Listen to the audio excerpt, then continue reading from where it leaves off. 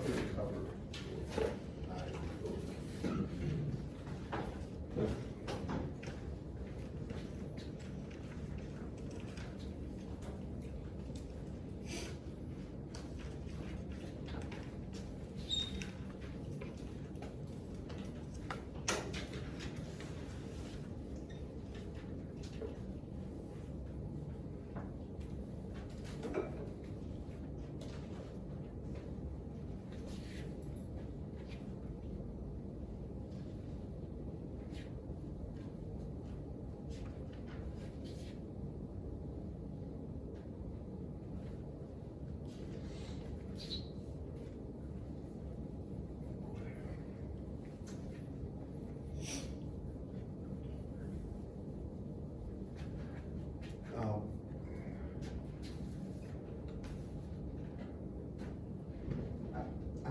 I have one thing to cover, and then we can kind of talk about, I'll take your questions about the homework and stuff, we'll go through that, and then, but I didn't get to this last class. Now, you know how we have a circuit, there's any kind of a wire itself. I'll tell you what to write in a second, but if you have a wire and you have current going through it, there's a magnetic field created by this. It's everywhere, I mean, it's all around the wire. Theoretically, it's everywhere. There's some H field around there. And the energy density, and that would be in terms of joules per meter cubed, is 1/2 times mu times the magnitude of H squared. And this would be in watts per meter squared. And if you integrated the energy density over any volume right here, any volume space, what you end up getting is equivalent to 1/2 L I squared. Now I'm assuming that this wire creates an H field because of the current I. And if you integrate the actual energy density over an entire region, do you all remember the energy in inductors 1/2 L I squared? Okay. You'd get this. Now we talked about the internal energy inside a wire last time. Do you all remember that? That was the internal inductance, right? Is associated with that. But the majority, not always, but most of the energy, anytime you have current flowing in a wire, is outside the wire. Now the problem is you don't know the path that the actual current takes to get back to its source. Now let me make this clear. You don't have to write anything, just listen. If you have something like this, and you have current flow, I'll even put a resistor here, R, to limit it. That's a closed path. We can get a pretty good idea of the actual energy density, or really the inductance of this fluid. I can tell you that right now. However, in general, you don't know the path that the actual wire takes to get back to its source, or the actual thing causing the current. Does this make sense to everybody, class? All right, you really don't know. So what they did, there's a fellow named Clayton Paul, his last name is Paul, and he spent a lot of time on this, and he's got some journal papers all about something called partial inductance. And it's the inductance of a wire without knowing the return path. And it's a pretty good estimate, and there's a lot of reasons for it. So now you can write this down. This is called partial inductance.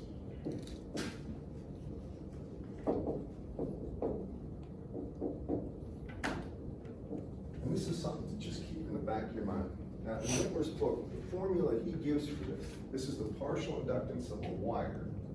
So this pertains only to wires.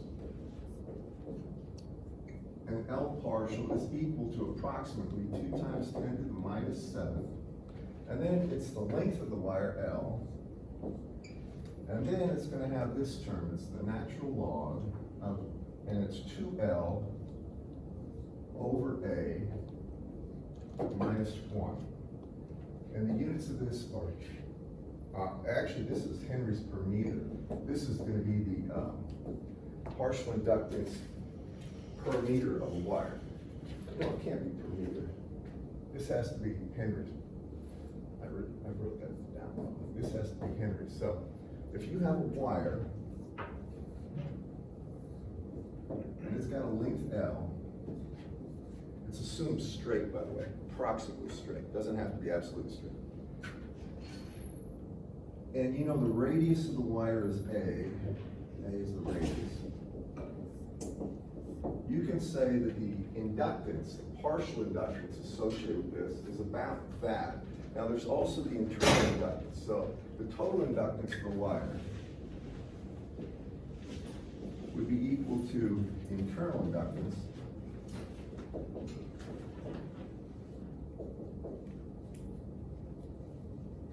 plus the partial inductance.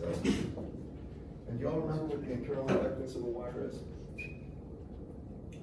It doesn't depend on radius. The actual internal inductance of a wire, L internal, is equal to mu over 8 pi. Remember that? And that's per meter. This is internal inductance. And this would be henries per meter. This is actually henries. Now, how they arrived at that is something interesting to read about if you want to, but that's beyond the scope of this class, and Dr. Miller's book says it is too. But what this is really is something, when they go ahead and they actually do numerical simulations to back up this, as well as they have approximate analytic expressions for this, they found out that this mathematical formula fits the actual curves. You know what curve fitting is? I mean, if you have just a bunch of data, for instance, if you have, say, X and Y, and you have a bunch of data like so, data points, all right? Curve fitting would be, well, first order curve fit, you put a straight line through there, and then you minimize the actual mean square error between the actual line and these data points. And you can get this. This is simply y equals mx plus b. Right? But you can do this. Now, that had nothing to do with any physical science or laws. It's just simply a mathematical expression that approximates them. Same here. This has nothing to do with, like, we didn't solve Maxwell's equations and this popped out. By curve fitting data, we found this is a pretty good approximation for most wires. That's how it came down to it. And the truth is this, too. That with wires, if you have an infinite wire, and you try to get the magnetic energy density per meter for an infinite wire, total magnetic energy per meter of that wire, it goes to infinity. Because it's an infinite wire, and the field itself will have an infinite amount of energy in just a 1 meter section. So you can't, there's not a lot of ways to do these things easily. And I just want to make sure you know that's the partial inductance of a wire. So if you're actually doing a problem at some point in your career, you have to estimate the inductance of some kind of a current path. Then you can at least start by getting the internal inductance of the wire and add this term to it to get a first order approximation. It's usually in the ballpark, an order of magnitude for sure. And that's something to keep in the back of your mind when you're out in the field working. All right, that was the last thing I had to cover. Now, questions about the homework? I gave you, there was homework, right? All right, did y'all get a chance to take a look at it? There was several problems. And they were related to EMC. They had to do with Bode ponds and estimating the actual, value of parameters as well as the inductance, capacitance, and resistance. Any questions at all?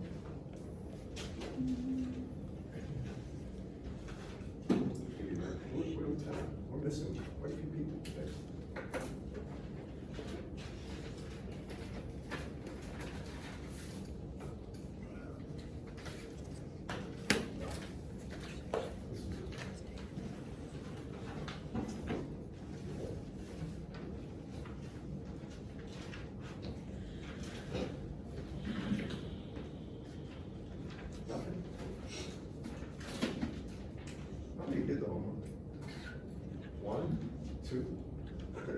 Honesty is the best policy.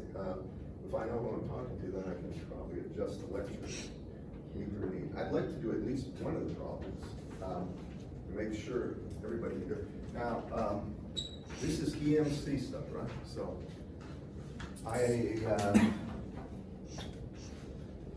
you got one for me? You want to see? Anybody? Go ahead. Yeah, can we do some of the buddy plot ones? Yeah, which one? All right, for Bode what you end up doing is having the log of frequency or omega, depending. It could be log F or log of omega on that axis. And this is 20 times the log of the magnitude of some impedance, typically in this axis, right?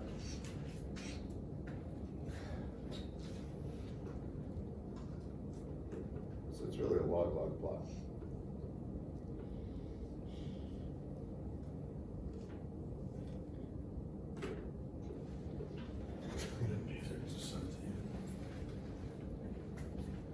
That one? Which one? Do you want that one? All right, hang on. So it comes in it starts at minus 12 dB, right?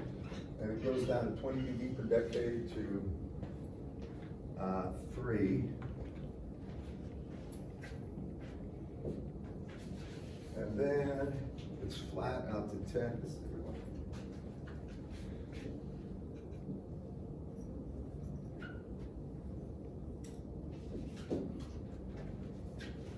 And then it starts going down at minus 20 dB per decade.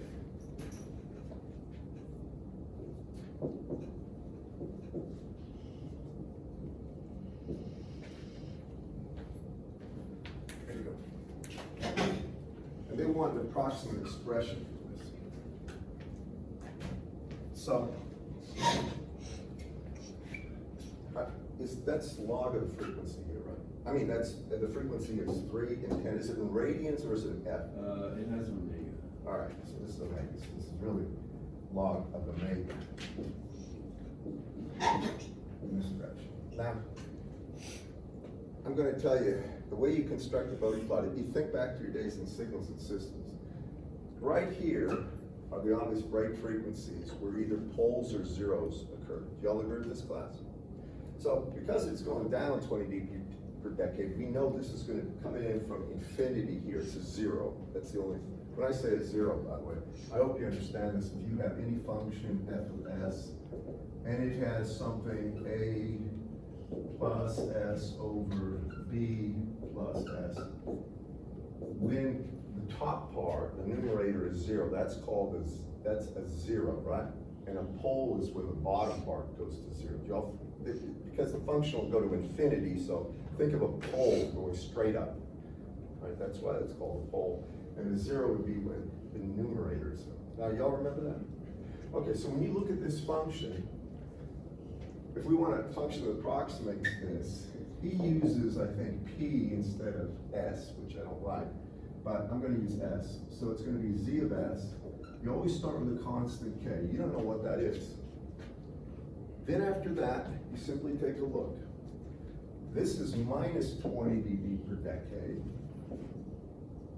slope. So it's coming in, and you see it's got, there's no flat part. It's coming in from infinity. Y'all follow me on that? So that means you simply divide this by s. Now, when it's at 3, it flattens out. That means now at that point, there's something that's going to cancel this pole, the minus 20 dB per decade, and it's going to add 20 dB per decade, so it's just flat. So up here, you're going to have s plus 3. Y'all follow me on that? It has to be a 3 because that's the value of omega he gives us where it flattens out. Now, if you take a look at this, once you're past this point, now we've got down 20 dB per decade. Now that top, that 0 comes in and it flattens. It's going to go up 20 dB per decade. Do y'all follow me, class? So the net effect is flat.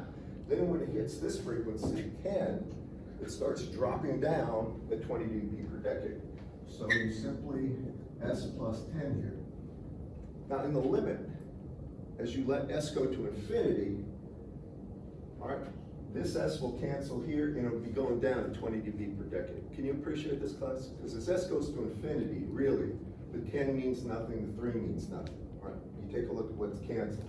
And it would be, you would have 1 over s term.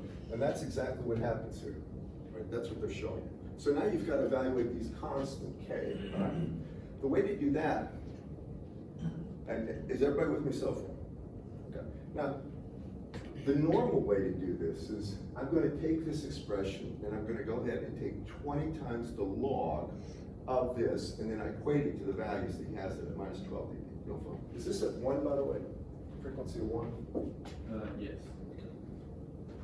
So now I take 20 times the log of this quantity, which is magnitude of K times S plus 3 over S times S plus 10.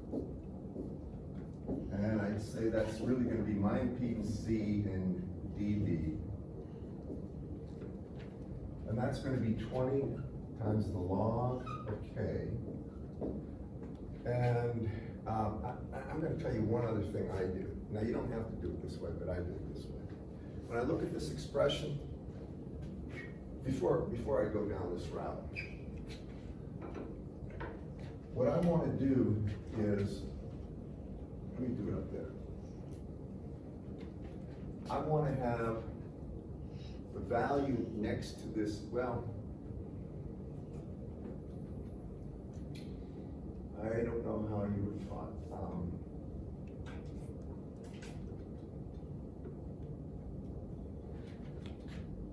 If I go and I make sure the coefficient in, well, let's see.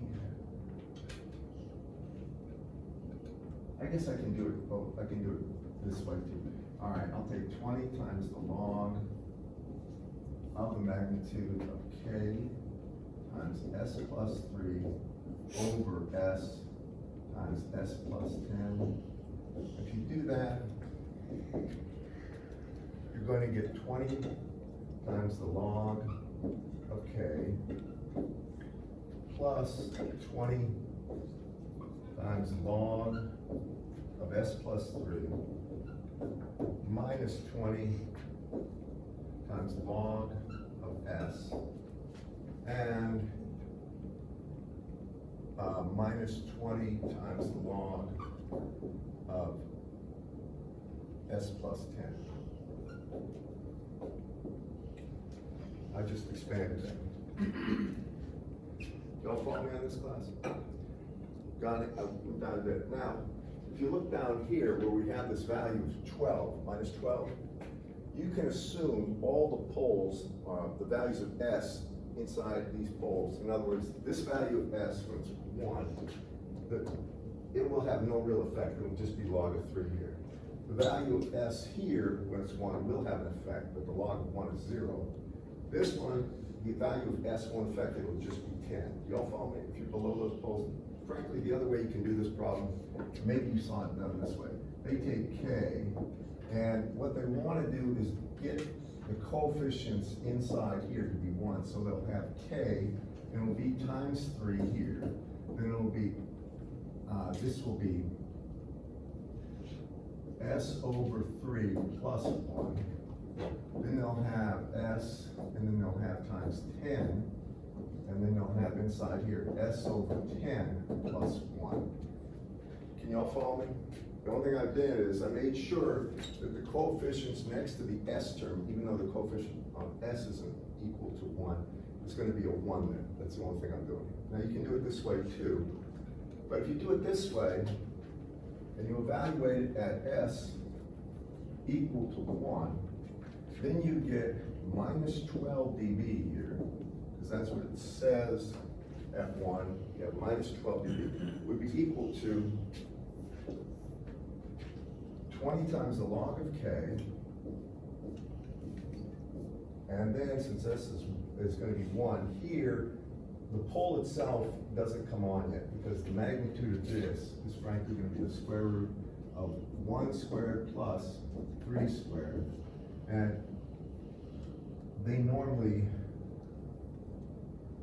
I guess, normally you're going to ignore this value of 1 here. So it's going to be 20 log of K plus 20 times the log of 3 plus, or minus, pardon me, minus 20 times the log of 1 minus 20 times the log of 10. And then that's equal to 12 dB, minus 12 dB.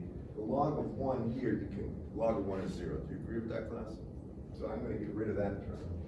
And now I'm going to simply say, with the rest of these terms, I should make sure you remember this too. That if I have, when you deal with logarithms, sometimes I have to make sure that I say this a couple times. If you have the log of A times B, that's log of A plus log of B. I hope you all remember this. And if you have the log of A over B, that's log of A minus the log of B. And if you have the log of, say, x squared, that's 2 times log of x. Don't remember these things? Just making sure. Sometimes, well, it's always okay to review. Now, at this point, you can see I've got a bunch of stuff that's added and subtracted, but I want that value of k here. So what I'm going to do is say that this is equal to minus 12 equals 20 times the log of k, and then at this point, plus 20 times the log of 3 over 10. And the reason I divide by 10 is because it's minus 20 times the log. Then I take this to the other side and I have minus 12 over here, at minus 12, and then I have minus 20 times log of 3 over 10 as such is equal to 20 log k. And then if I divide everything by 20 and take it to the power, I take it to 10,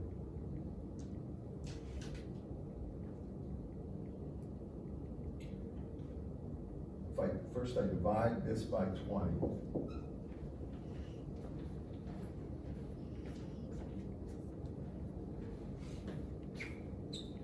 And then I take this to the power 10 to that power. Then I get the value of k. So can anybody do that for me?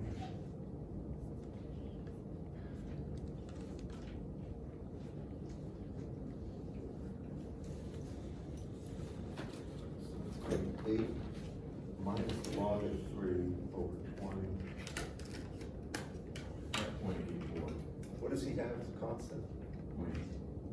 All right, point. This is an approximation, and but y'all follow me. Do you remember doing this stuff, guys? Most of you, when you had signals and systems. Anybody have any for signals and systems? When you do Bode plots, I mean, this is the basic way they should. This comes to 0.84. Is that right? Yes.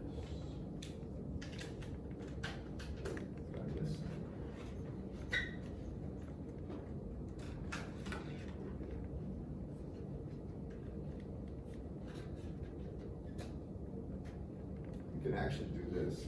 I know how we got point. This is an approximation what I did. If you come here to this one, you do it right here.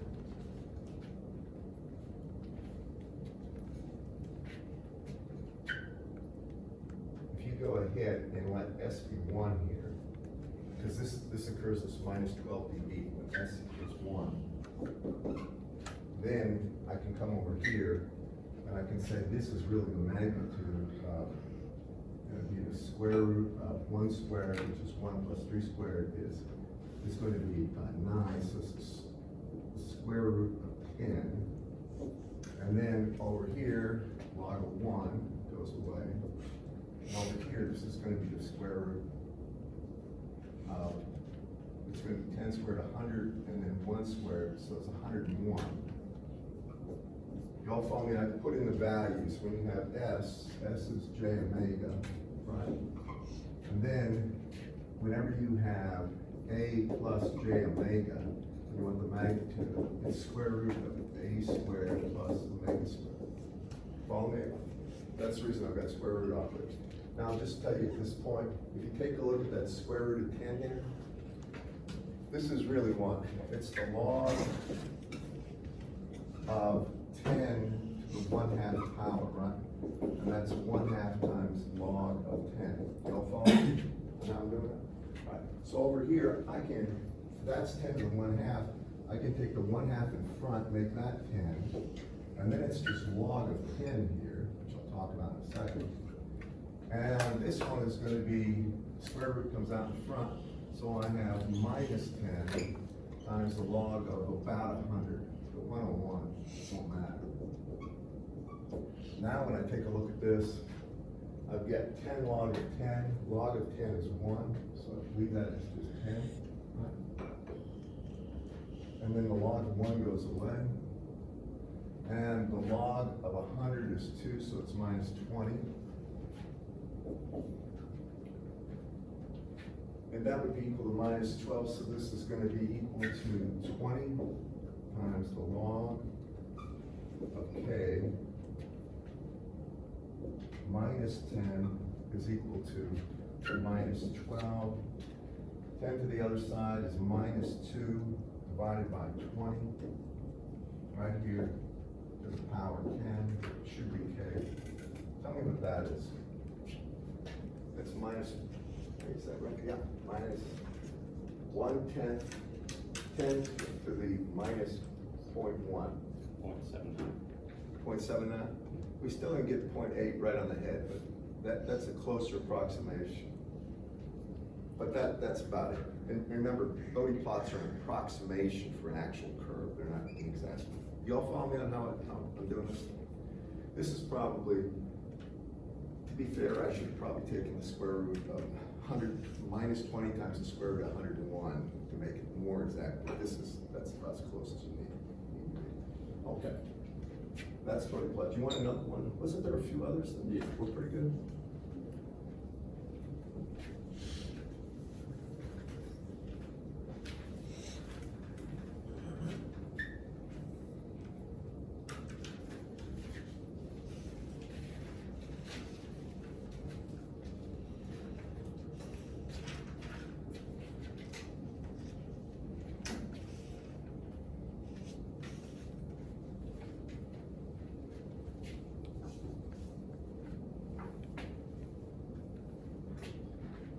So this one goes, So we just have a quick, which one? Which one? 5.4. All right, so it goes up and down, about 20 being flat, and I just need the frequencies, you can help me. Okay. What's the number of that problem? 5.4.2. This is again, it's a Bode. And is this log of F or log of omega?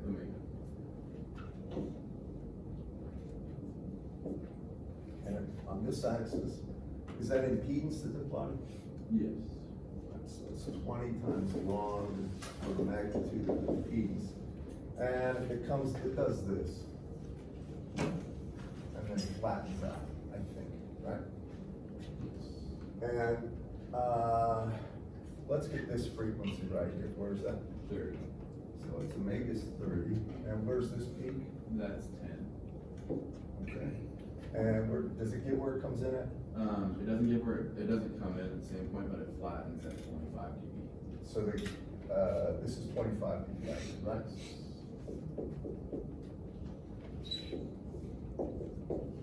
And they want an equation for this, correct? All right. It's coming in. You can approximate this. It's coming in. It's from 0. Follow me? So it's coming in. It's going up at 20 dB per decade. When I construct this, I'm going to say the impedance of this is a function of S. It's coming in at 20 dB per decade right here. Plus 20, and then it's falling at minus 20. So start with a constant always. You evaluate the constant last. I know it's coming in from the time it starts as 20 dB per decade up. It's like an inductor's impedance. So it's just times S. Now, when it hits this part, it's coming down at 20 dB per decade. All right, so first thing you have to do is cancel the rate that it increases. So I divide it by S plus 10. That would be a pole that starts at 10. That would just flatten it out. But it needs to go down by 20 dB, so I take that pole and I square it. So So now it's gonna go down by 40. Y'all follow me on that, guys? If you take 20 times the log of this and break it up, you'll see this. We can talk about it in a second. Then after that, when I hit 30, it flattens out, right? So that means now I have to have something it's going down to 20 dB per decade, and now I have to add something that flattens it. So that's gonna be a zero that comes in at 30. Are you with me? That equation, but we've got to adjust the constant, but he'll have an equation like that. I don't remember if he uses P, I think he does. I don't know why he chooses P, but some people. Y'all follow me how I got that? Now, how we get the constant? Well, take a look at this. See how it's 25 dB out to infinity? It's just flat. So what you do is take the limit, and the limit, First, you take 20 times the log of the magnitude of this, of K times S plus 30 over S plus 10 squared. and then you take the limit. In the limit, as S goes to infinity, this term goes, is it 25 dB?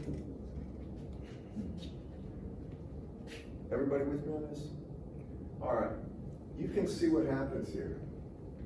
If I just Expand this 20 times the log here of magnitude, I have log K, and then I have this expression. I have S squared plus 30S over S squared plus, and that would be 20S plus 100. But because I'm taking the limit as S goes to infinity, I only look for the highest powers, and I got S squared and S squared, so that means really, as it goes to infinity, these two terms will cancel. Do y'all follow me on that, class? Because the coefficient of that is 1, coefficient of this is 1. When it goes to infinity, it becomes 1, so I have 20 times the log of K, this becomes 20 times the log of K equals 25 dB, and that means 25 by 20. Take that and take 10 to that power, and that will be K. Can anybody do that for me? 10 to the, it's really, that's 5/4, but 1.25 power. What do you get? 17.78. And what does he have? 18. 17.78. Okay. Somehow, I think there was a little rounding in that. And that will work. Do you all agree with that? I mean, do you all understand how I'm doing this? I'm being a little casual about it, not exact, but the only thing I really look for from these plots are the poles, right, or the zeros. So it's coming in at 20 dB per decade. Then it's going down at 20 dB per decade after 10, and then it flattens out at 30. So you've got to first get the general, you got to construct it in terms of where the poles and zeros are. That's this. And then after that, you have to obtain the constant. How many remember doing this? When you had signals and systems, didn't you guys do this? You should have done a bunch of them actually, because that's your first exposure. Then you get it in the labs. You're doing a lot of Bodie plots in the labs, I think, unless they changed it. I remember more from controls. Well, controls too, sure. Has everybody here had controls? How many have had controls? All right, you've got it in controls for sure, but if you haven't had it, your first exposure should have been signals and systems. That's the first one. So in this one, we can just identify both the maximum exponents or the square term. The coefficient of the S squared is 1. So in the limit, when S goes to infinity, it has to go to 25 dB, right? So if S goes to infinity, it's 1 over 1. All right, I mean, basically, you can divide top and bottom by S squared if you want, and you'll see there'll be a coefficient of 1 left there and 1 there. And that means 20 times the log of K is that, and K is, he has 18, did you say? I think he just rounds. I'm certain he does. Or the graduate student that did this. But again, these are Bodie plots or approximations. think there was one also where it asked you to approximate the resistance vector. Yeah, 1/8 carbon, no, 1/8 watt carbon resistor has a Bode plot.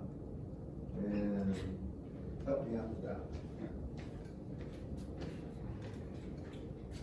I'll put it right here.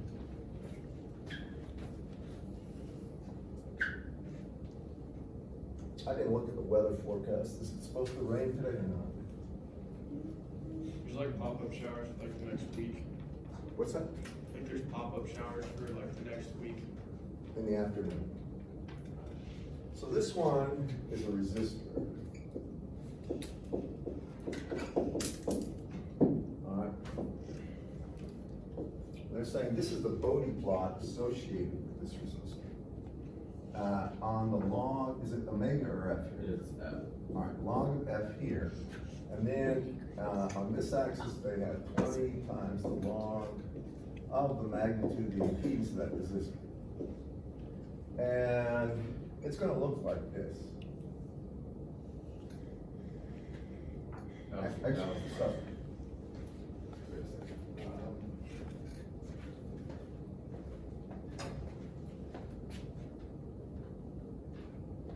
Let me take one peek at that just for a second.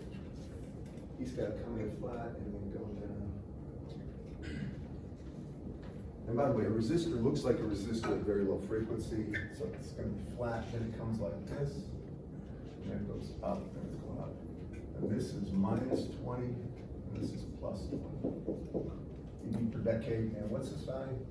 4,700 ohms. Yeah, and this is really, this would be 20 times the log of 4,700 ohms actually, but, so this is 20 times log of 4,700 ohms, right there. And this frequency is? 600 megahertz. And this frequency right here is? 6 megahertz. Okay, so with a resistor, if you remember the model for a resistor, it came out and you had the resistor as such, R, and then it had a capacitance like this, parallel with it, and then it had a series, then it had actually inductance associated with leads. This would be leads, and this would be C parasitic. And when we went through and we developed an equation for that, remember we got the impedance for this thing and then I plotted it?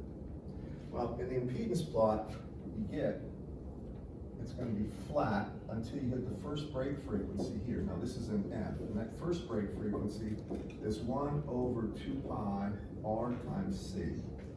Then it comes down, here's the self-resonance frequency, and that's going to be an F equal to 1 over 2 pi times square root of L times C. And those are the two frequencies you worry about. Y'all follow me? Do you remember me doing this on Friday, going through this? So I can look at this plot right here, and I see the self-resonance is the low point right there, and that's 600 megahertz. So I'll do it over here. Actually, we probably should find the value of the capacitance first, because resistance is given.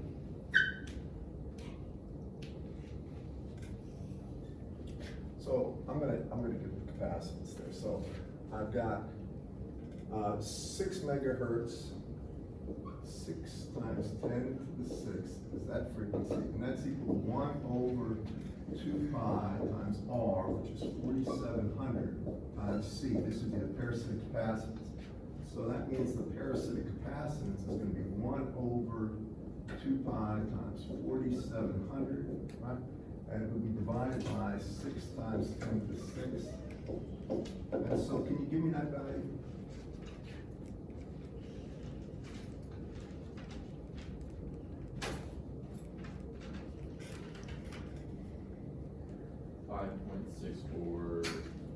picofarads. 5.64 picofarads. Now, does he have that as, you know? Yes. All right. So that's how you get the parasitic capacitance. Now you've got to get the lead inductance. Everybody follow me on what I'm doing here? All right, to get the lead inductance, I simply say 1 over the 2 pi square root of L times that C, the parasitic capacitance right there, will be equal to, this is the self-resonance of 600 megahertz, which is 6 times 10 to the 8. So I use this frequency, self-resonance frequency, 600 megahertz, and I equated it to the value 1 over 2 pi square root of L times CP. With me? Now, I've got to find the value of L, so there's probably several ways to do this, but probably the easiest, I'm not sure if it's the easiest, but I'll go ahead and I'll square both sides. So I have 1 over 2 pi squared right there. Then I'm going to have L times CP is equal to 6 times 10 to the 8th squared. And then I simply solve for L as 1 over 2 pi squared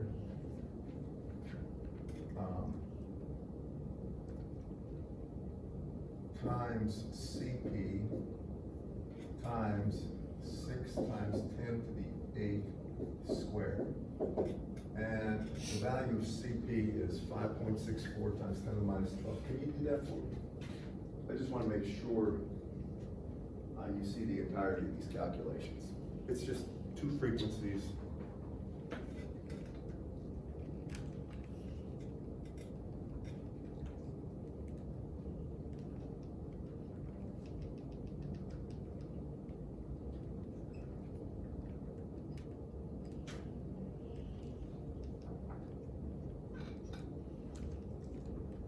I'm getting 7.48. What is it again? 12.47. What? What'd you get? 12.47. I got 12.47. Oh, I didn't. What square units? those. And What? nano. Yeah, that sounds.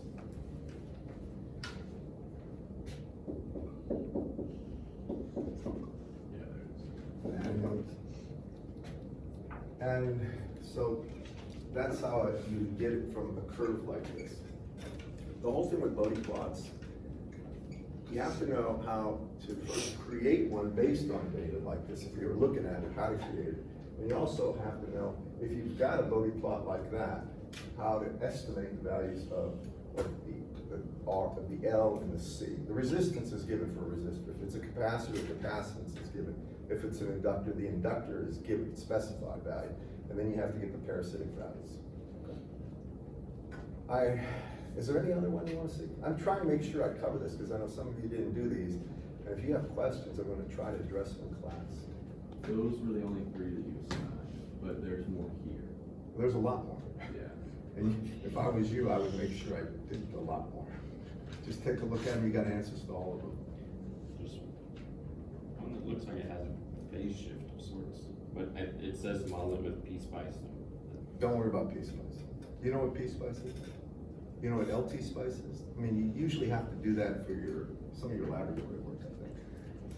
Spice is just, it's a circuit simulating program, and LT Spice is probably the easiest to use because it's free. You can download it on your computer. And it has part models for a whole lot of stuff, transistors as well as most of the common parts that are used in the manufacturing. Anything else? Now, partial inductance isn't going to be on the exam, but I wanted to cover that just to complete that little bit with wires. However, this stuff will be. I mean, this homework right here, everything up through Friday, you're responsible for knowing this. So, in a nutshell, let me just give you the overview of this. For the exam, I've had at least one person ask about this, what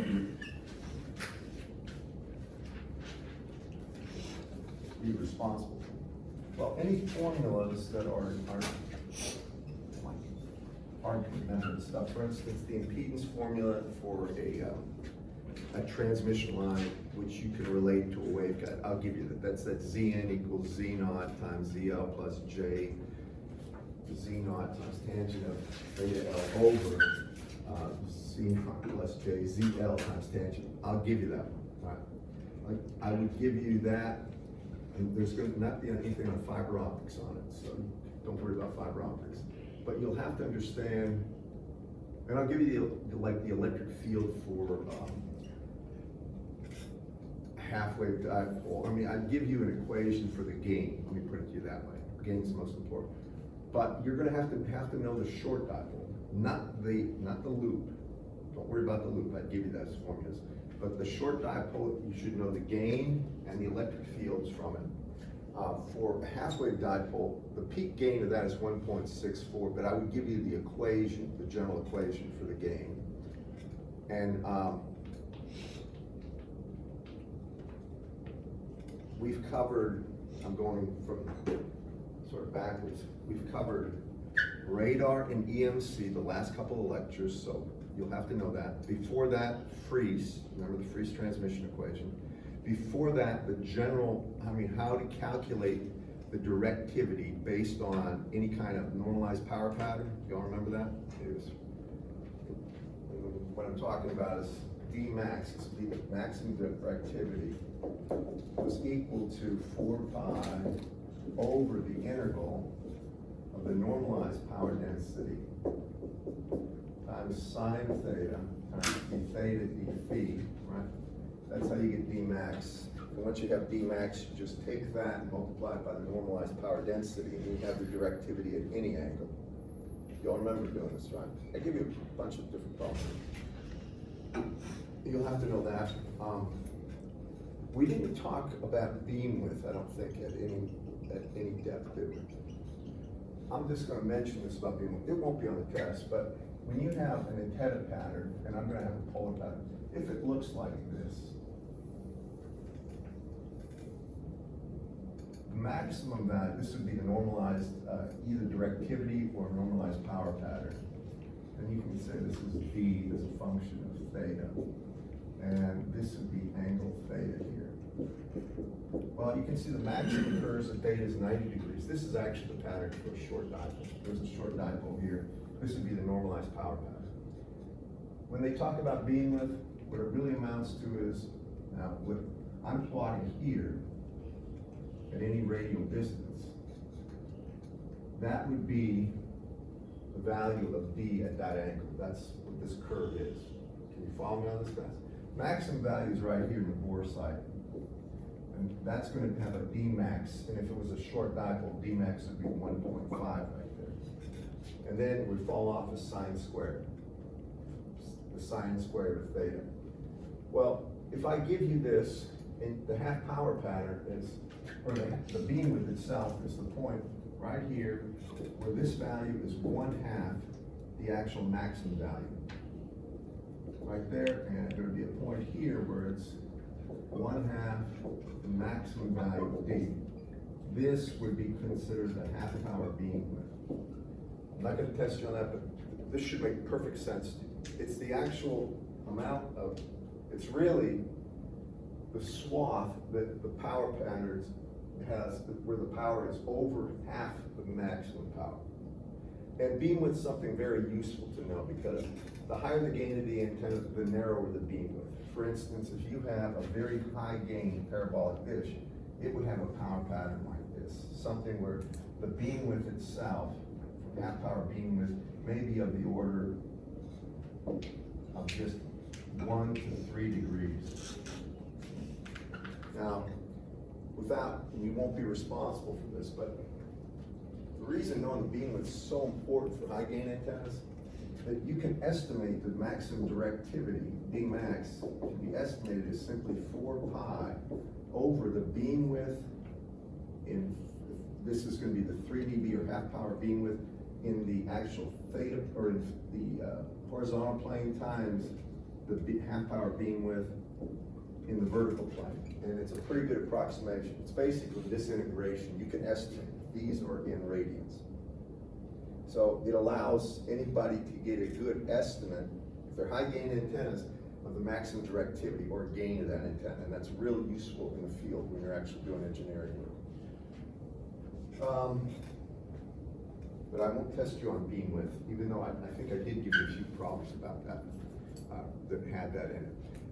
Then if you go back through waveguides, the big thing with waveguides is getting the resonant frequency. It's for a rectangular waveguide, the PE10 mode is the mode that it has to be above that will propagate. You don't want to excite the 2.0 or the 1.1 modes or any other modes, but sometimes you do by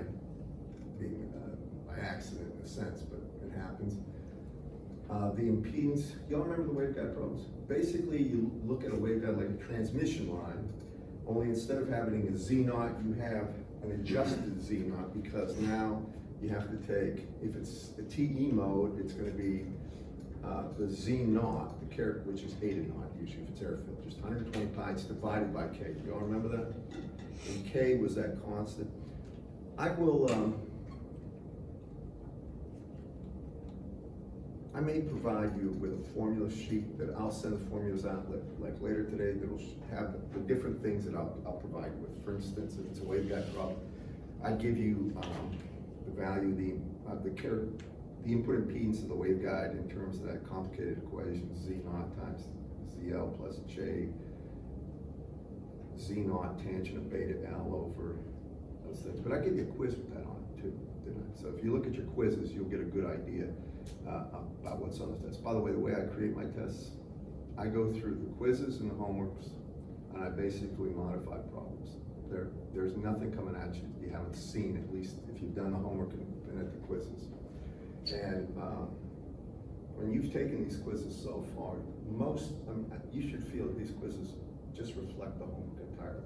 There's nothing that comes at you that's not covered, you might say. That's the way the test is going to be. Let me ask you this, do you have questions yourself? We could go over a bunch of examples, but just reinforce something. Any questions at all about, I mean, my old exam files are out there. Just go take a peek. I mean,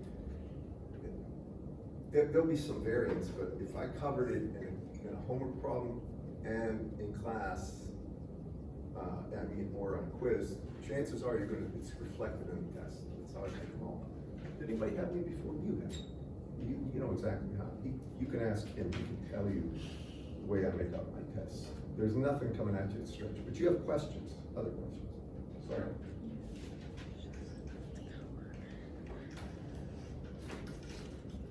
Draft. I thought that was draft beer.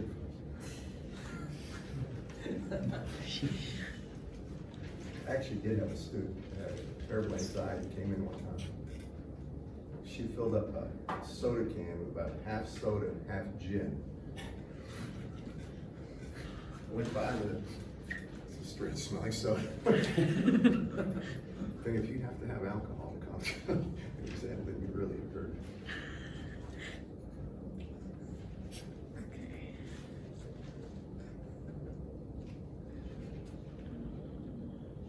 Nothing. You got nothing for me? Nothing.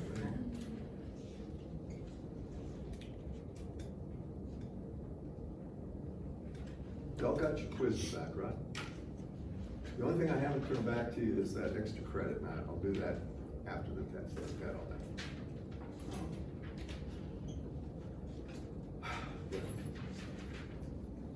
Breaking class early, unless there's a really good reason. Any problems at all? You want to say? Yeah.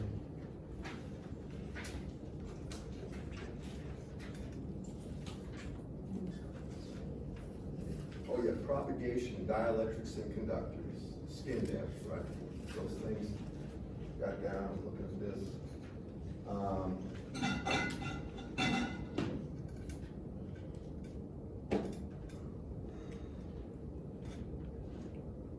With radar, I did cover the Doppler shift, and I covered, I'm not going to give you anything with delta R or the maximum unambiguous range. I won't ask you on those things, but you should know those. But all the stuff with the power and things like that, you should have that down. Doppler shift, I'm trying to think of anything else.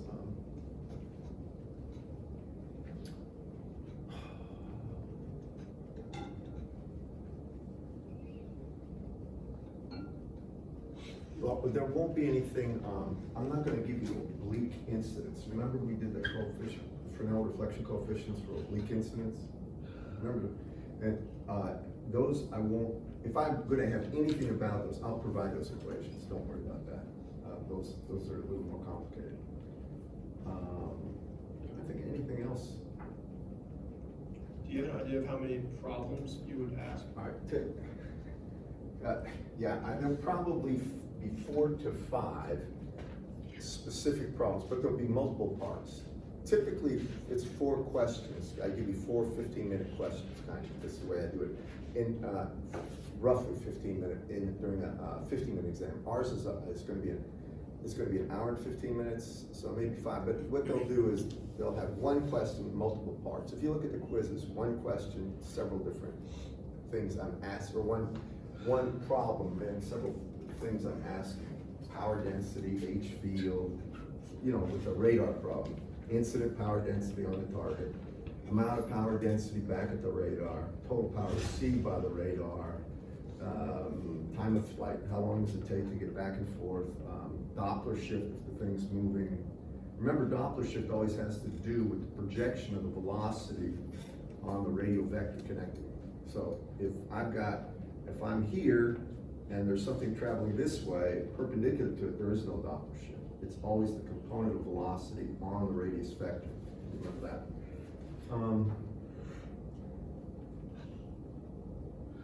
I'll give you a cool picture.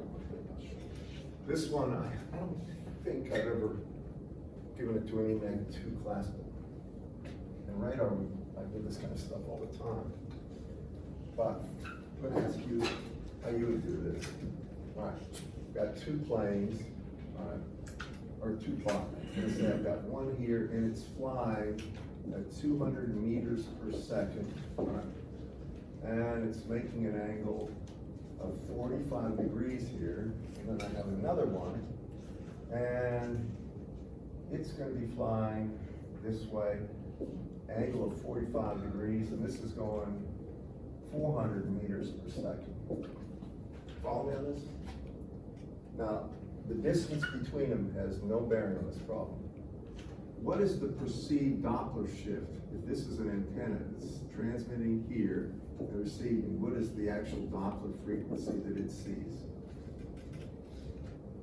Now let me clue you on this. If I'm a plane and I'm shooting a radar and I'm flying at the ground ain't moving, but I'm closing in on the ground, and the actual perceived Doppler shift would be my velocity, the effective velocity I'm going 2 times v over the wavelength. Do y'all follow me on that?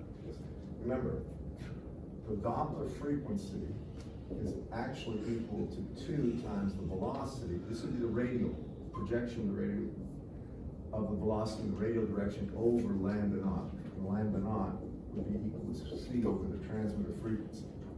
Now with this one, this is an interesting one. Remember what I just told you, plane flying like this, transmitting, even though the ground isn't moving, effectively what it looks like is the ground's coming up at you, so the Doppler shift would be your velocity times 2 over lambda, right?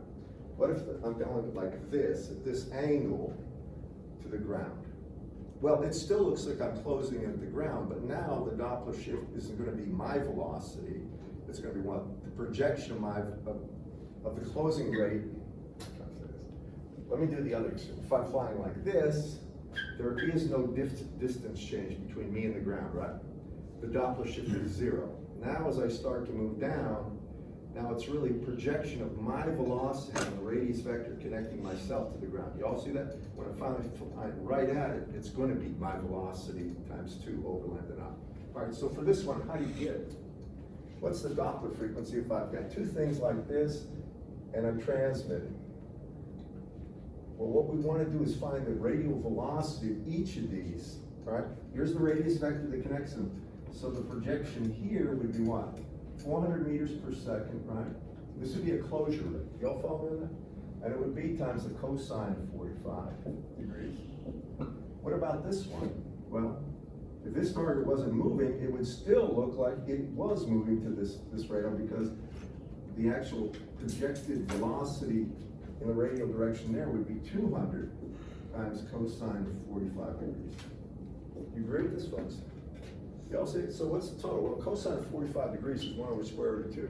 It looks like 200 plus 400, or 600 divided by square root of 2 would be the perceived velocity, right? And then I'd have to take that times 2 divided by lambda naught to get the perceived actual Doppler shift. Now, when you got with real aircraft, I'm just telling you this. When you have a real aircraft, there's a bunch of equipment on it. There's an altimeter, there's things that, there's gyroscopes and things like this, so you can figure out, for stability reasons and things like this. And there's radars. Well, you can have, if you're flying and there's a mountain in front of you, you can get a huge Doppler shift from that mountain. That's your velocity. And there's ways that they can actually identify that being a reflection from a stationary object and not closure rate from something else. But it gets to be a lot harder with automobiles. Automobiles go around curved paths and stuff. And when you have radar and it hits an object, like suppose it's hitting a pole and you're coming around a curve, it can easily interpret that as an actual vehicle coming at you. And those are some of the problems with automotive radar. I'm just telling you a little bit of something that may be useful in the future when you're actually working for companies and doing things, especially with automotive radar. I just threw that one out there, but that's an interesting problem to say the least. Most people don't think in terms of that when they think about Doppler, but it's always, you got to connect the two with a radius vector, take the projection of each of their velocities on that radius vector, and the net either closure or the rate that they're moving away from each other gives you the actual velocity that you use to calculate the Doppler shift. By the way, I'm sure I mentioned this, but things closing in on each other, Doppler frequency goes up, positive, moving away, down, negative. Follow me? So the center frequency you receive at your radar would either go up or down. It's 9:05. Anything else? Yep. So in this problem, you said the antenna was on the left? It won't matter which one it's on. The closure rate's the only thing that matters. If you just drew a radius vector between those two, and you found dr dt, that's what we're really doing. At that instant in time, that would be your velocity that you would use. If it's positive, in other words, if the rate, if r is shrinking, then it's a positive Doppler shift. If it's expanding, it would be a negative Doppler shift.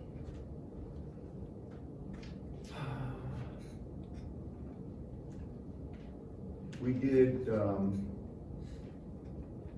we talked about skin depth and the effect of AC resistances for wires and things like this. We did effect of inductance. I'm trying to think of something we haven't talked about for a long time. It would be of use. Well, one thing I can think of is, we haven't talked about when you have a wave in general, in E field, if it's a plane wave propagating, it's going to be some to the right, E naught, e to the minus alpha z plus e to the, or times e to the minus j beta z.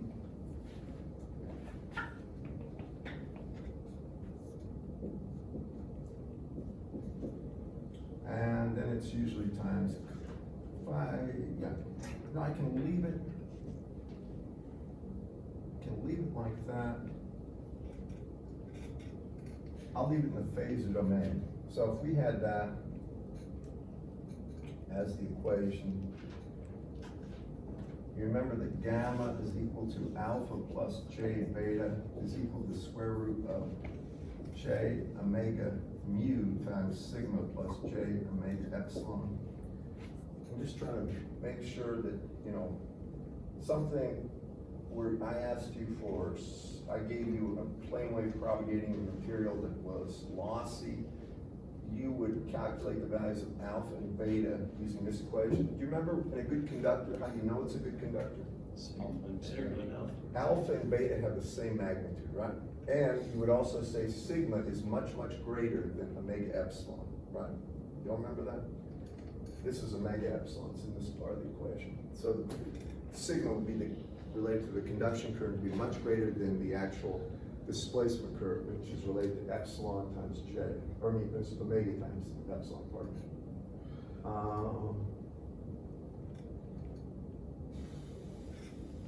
Remember key thing of calculating velocity, phase velocity?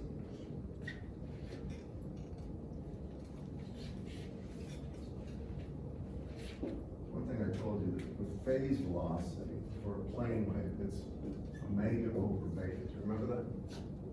Right, that's critical, and that becomes very small when you're in a good conductor, right? And, I'm just thinking about stuff that we haven't talked about in a while. I guess the real thing is to go through the homers, make sure. Any other questions? You've got 5 minutes if you want. If you want to go now, you can, but just, I'm about out of ideas right now.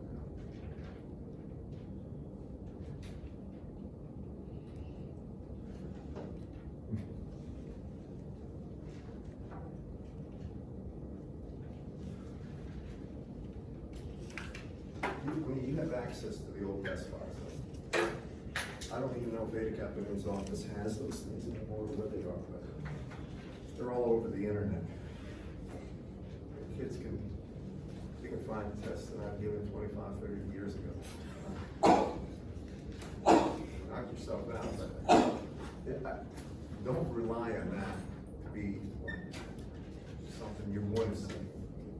What I always tell you, go look at the homework, that's how I make it up. The homework and quizzes, everything else, it's pretty much predictable from there. The tests, old tests, give you an idea of the level of difficulty, but not the actual problems. One thing I'm thinking about is,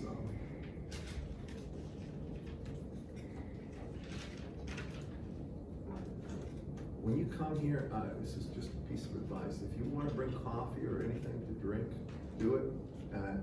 Don't bring anything in here that crunches, makes a lot of racket or crumbs. I mean, you know, if you want to bring something in to eat, just make sure it doesn't make a lot of noise. So I guess Chick-fil-A would be all right. But this hasn't happened, I don't think, in a long time. Don't bring a bag of potato chips, because that will be distracting. Okay, well, that's about all I can think of. I'll go upstairs if you got questions, you want to talk to me or anything like that.